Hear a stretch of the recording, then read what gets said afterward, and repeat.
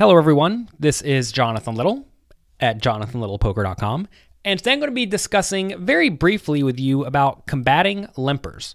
And over the next few days, be sure to check your email box because I'm also going to be discussing a new class I have where I discuss combating the limpers. And I'm also going to share with you a hand that I think is very educational and a spot that I think that most players do not tackle too well. The reason I'm making this class is because in the past, most of my material has dealt with the middle and high stakes poker tournaments. And I recently wrote 2 books, Strategies for Beating Small Stakes Poker Tournaments and also Strategies for Beating Small Stakes Poker Cash Games. And I realized, especially in the cash game book, that you do run into limpers quite often. I actually went down and played $1, $2 no limit to get some experience at 1-2 before writing that book. And a lot of the players limped. And for that reason, a huge amount of that book deals with limpers. But I wanted to make a class to dig really deep on how to combat the limpers. It's important to realize that limpers limp with various ranges. I mean, for example, this might be a standard limping range where the yellow hands are the hands people raise, the blue hands are the hands that people limp, and then they fold everything else. Or, sometimes people are a little bit more loose to where they are limping with all sorts of stuff and raising their best hands.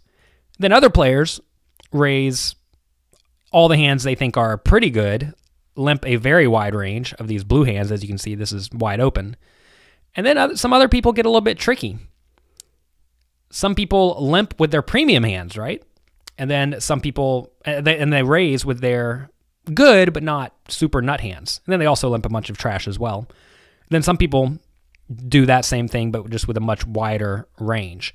And all of this combined makes the concept of tackling limpers very, very in-depth. It's not just like, oh, the guy limps, so he must be weak. That's not really how it works. I mean, a lot of people just put their opponents on a range like this whenever they limp. And that's probably not so out of line. However, if you just blindly put your opponents on a range that is weaker than their raising range, whenever they limp, I think you're definitely making mistakes. And in this class, I am going to explain how to take advantage of your opponents based on numerous metrics, I guess is the right word, where, you have to take advantage of them based on your cards, their position, your position, their perceived range, how they're going to respond to aggression, et cetera, et cetera, et cetera. And I'm going to be going in depth on all of this. So to learn how I combat limpers, my complete strategy for combating limpers in this incredibly long class where I go through 20 different hand examples, use the sign up button below this video and let me know what you think. I am confident that if you watch and study and learn from this class, you will do significantly better versus limpers. So check it out. Thank you for watching.